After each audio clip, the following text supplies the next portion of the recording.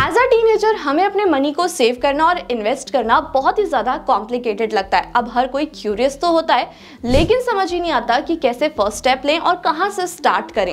अब अगर बात की जाए एज पर द लॉ, जिनकी एज 18 या फिर उससे कम होती है वो डायरेक्टली स्टॉक मार्केट में इन्वेस्ट नहीं कर सकते हैं, वो एज एन माइनर काउंट किए जाते हैं। तो अगर आपकी एज 18 से कम है, आप एक माइनर हो, तो आपके लिए ये वीडियो, क्योंकि मैं आपको बताने वाली हूँ कि कैसे आप स्टार्ट कर सकते हो अपनी इन्वेस्टिंग, साथ में अर्ली इन्वेस्टमेंट का कैसे आप फायदा उठा सकते हो। आगे बढ़ने से पहले अगर आप हमारे चैनल पे न्यू हो तो चैनल को सब्सक्राइब करना, बेल आइकन को प्रेस करना, इस वीडियो को सभी के साथ शेयर करना बिल्कुल भी मत भूलना। अब सबसे पहले जान लेते हैं अर्ली इन्वेस्टमेंट के बेनिफिट्स। सबसे पहले बेनिफिट की बात की जाए तो आप इसमें लॉन्ग टर्म तक के लिए इन्वेस्ट कर पाते हो, जिसमें आपको एक अच्छा कंपाउंडिंग इफेक्ट देखने को मिलता है। साथ में अगर सेकंड बेनिफिट की बात की जाए तो आपके पास टाइम होता है टू रिकवर योर लॉसेस, यानी कि अगर आपने 20 से 25 साल के लिए इन्वेस्ट किया और अगर 10th ईयर में आपका कोई लॉस हो भी जाता है तो you will have 10 years to recover your amount. अब अगर थर्ड बेनिफिट की बात की जाए तो थर्ड बेनिफिट इसमें आपको ये मिलता है, आप बहुत ही अर्ली फाइनेंशियल फ्रीडम को अचीव कर सकते हो। बहुत सारे लोगों को ना इतना टाइम लग जाता है उस कॉर्पस तक पहुंचने के लिए, लेकिन वहीं अगर आप जल्दी इन्वेस्टमेंट स्टार्ट करते हो तो आप अपने 20s या फिर 30s में ही फाइनेंशियल फ्रीडम अचीव कर सकते हो। अब इसमें फोर्थ बेनिफिट होता है सेफ्टी नेट का।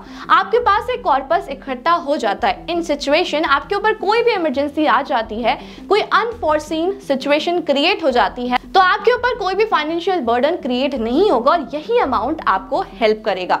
लेकिन इसमें आपको दो चीजें हमेशा याद रखनी है। सबसे पहले तो आपको ये देखना है कि आपका रिस्क टॉलरेंस कितना है और आपके गोल्स क्या हैं। हर किसी का रिस्क टॉलरेंस अलग होता है और गोल्स भी अलग होते हैं और उसी के अकॉर्डिंग इन्वेस्टमेंट की जाती है।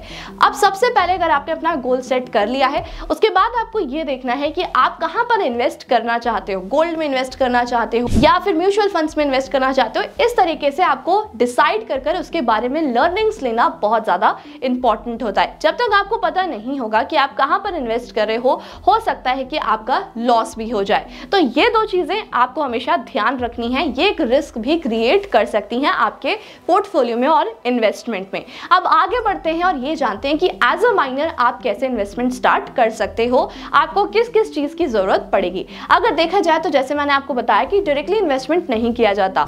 अब अगर सबसे पहले स्टेप की बात की जाए तो आपको एक गार्जियन को अपॉइंट करना होता है। ज्यादातर जो कोर्ट होता है वो आपके पेरेंट्स को ही आपके गार्जियन अपॉइंट करते हैं। अब अगर नेक्स्ट स्टेप की बात की जाए तो आपको अपना एज प्रूफ देना होता है, जिसमें आप अपना बर्थ सर्टिफिकेट भी दे सकते हो। अब आपको एक और प्रूफ देना होता है जिसमें गार्जियन रिलेशनशिप प्रूफ होता है। इसमें आप बर्थ सर्टिफिकेट या फिर पासपोर्ट कुछ भी लगा सकते हो जिसमें आपके पेरेंट्स का नेम रिटन हो। उसके बाद आपके पेरेंट्स को कुछ एडिशनल डॉक्यूमेंट्स देने होते हैं, जैसे कि bank details, KYC and pan card, और उसके बाद आते हैं अकाउंट डिटेल्स। अब अगर बात की जाए कि जो अकाउंट होता है वो कौन हैंडल करता है, वो गार्जियंस ही हैंडल करते हैं, लेकिन इसकी पूरी ओनरशिप जो होती है वो माइनर के पास ही होती है। अब आपका जो अकाउंट ओपन होता है वो माइनर के नेम पर ही अकाउंट ओपन किया जाता है। इसमें कोई भी जॉइंट अकाउंट या फिर कोई भी नॉमिनी ऐड नहीं किया जाता। मनी हैंडलिंग की बात की जाए तो मनी हैंडलिंग कंप्लीटली गार्जियन की तरफ से की जाती है। जब माइनर 18 प्लस हो जाता है या फिर एडल्ट में कन्वर्ट हो जाता है तो इन दैट सिचुएशन वो सारे डॉक्यूमेंट्स लगाकर अपने अकाउंट को एक एडल्ट अकाउंट में ट्रांसफर करा सकता है। अब जब एक माइनर एक एडल्ट में कन्वर्ट होगा तो उसे ये सारे डॉक्यूमेंट्स कन्वर्ट कराने पड़ेंगे, जैसे कि अपडेटेड डॉक्यूमेंट्स, और उसके बाद KYC करानी होती है और जो साइन होता है वो भी चेंज होता है माइनर टू एडल्ट। अब अगर बात की जाए टैक्सेस की, अगर आप किसी में भी इन्वेस्ट कर रहे हो, जैसे कि म्यूचुअल फंड में इन्वेस्ट कर रहे हो, तो उसके रिटर्न्स पर कैपिटल गेन टैक्स लगता है। तो ये वाला जो टैक्स है वो कहां जाएगा? ये गार्जियन के इनकम में ऐड किया जाता है और गार्जियन के टैक्स स्लैब के अकॉर्डिंग ही इसमें टैक्स चार्ज होता है। अब अगर बात की जाए कि अगर आपको लीगली अपने गार्जियन को चेंज कराना है तो क्या ये पॉसिबल है? ये पॉसिबल होता है सम सिचुएशंस में, लेकिन उसके लिए भी आपको कोर्ट से डॉक्यूमेंट्स लेने पड़ते हैं। सबसे पहला तो होता है NOC, नो ऑब्जेक्शन सर्टिफिकेट, और आपको जो दूसरा डॉक्यूमेंट चाहिए होता है वो होता है कोर्ट का ऑर्डर। अब अगर बात की जाए डीमैट अकाउंट की, तो डीमैट अकाउंट आपको बहुत ज्यादा जरूरी होता है अगर आप स्टॉक मार्केट, म्यूचुअल फंड्स या फिर किसी भी इस तरीके के असेट क्लास में इन्वेस्ट करना चाहते हो।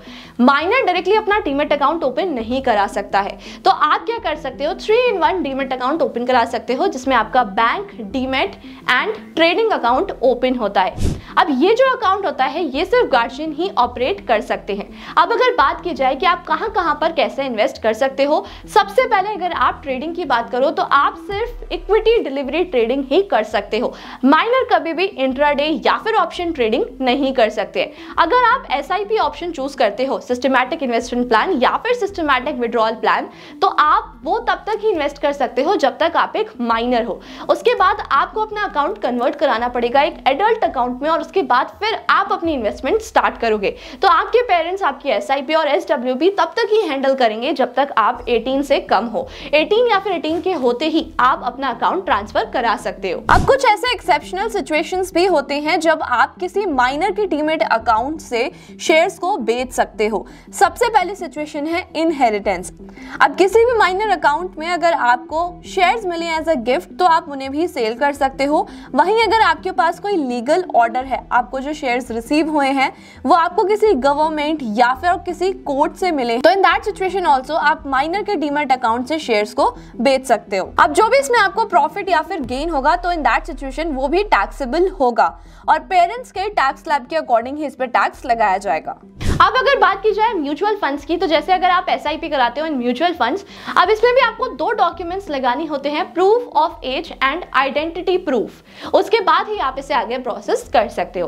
अब अगर आप चूज करते हो गोल्ड इन्वेस्ट, तो आप 2 तरीके से गोल्ड में इन्वेस्ट कर सकते हो जिसमें आपको ज्यादा रिटर्न्स मिलेंगे। एक तो होता है डिजिटल गोल्ड और एक होता है सॉवरेन गोल्ड बॉन्ड्स। तो मैं आपको बोलूंगी कि आप सॉवरेन गोल्ड बॉन्ड्स में इन्वेस्ट करो, इसमें आपको काफी अच्छा रिटर्न तो मिलता ही है, साथ में आपको 2.5% का एक्स्ट्रा रिटर्न भी मिलता है। तो ये सारे ऑप्शंस अवेलेबल होते हैं एक माइनर के लिए इन्वेस्टमेंट करने के लिए। ये जो मैंने आपको प्रोसेस बताया है, ये पूरा स्टेप बाय स्टेप प्रोसेस बताया है जो आप पूरा फॉलो कर सकते हो और अपनी इन्वेस्टमेंट स्टार्ट करा सकते हो। अगर आप एक गर्ल चाइल्ड हो तो गर्ल चाइल्ड के लिए सुकन्या समृद्धि योजना भी एक काफी अच्छी स्कीम है। अगर आपकी बेटी 10 साल से कम की है तो आप अपनी इन्वेस्टमेंट स्टार्ट कर सकते हो। इसकी जो मैच्योरिटी पीरियड होता है वो 15 ईयर्स का होता है और साथ में इसमें आपको जो रिटर्न मिलता है वो लगभग 8.5% का रिटर्न मिलता है। आपकी बेटी की शादी की एज तक आप इस पैसे को विड्रॉ कर सकते हो और साथ में अगर आपको एजुकेशन के लिए विड्रॉल करना है तो वो भी पॉसिबल होता है। अर्ली विड्रॉल के भी कुछ रूल्स होते हैं। अगर आपको इस स्कीम के बारे में कंप्लीट इन्फॉर्मेशन चाहिए तो कमेंट करके जरूर बताना, मैं इस स्कीम पर एक डेडिकेटेड वीडियो आपके लिए लेकर आऊंगी। आई होप आपको बहुत ज्यादा क्लियरिटी मिली होगी कि कैसे एज अ माइनर आप अपनी पॉकेट मनी सेव कर अपनी मनी को ग्रो कर सकते हो और अर्ली इन्वेस्टमेंट्स के काफी सारे फायदे भी उठा सकते हो। स्टिल अगर आपको कोई भी कंफ्यूजन है, किसी भी स्टेप में अगर आपको थोड़ा सा भी डाउट लगता है, आप मुझे कमेंट करके जरूर पूछ लीजिएगा। इस वीडियो को जितना हो सके उतना शेयर कर देना और ऐसी इंफॉर्मेटिव वीडियोस को देखने के लिए हमारे चैनल को सब्सक्राइब करना, बेल आइकन को प्रेस करना बिल्कुल भी मत भूलना। Thank you so much.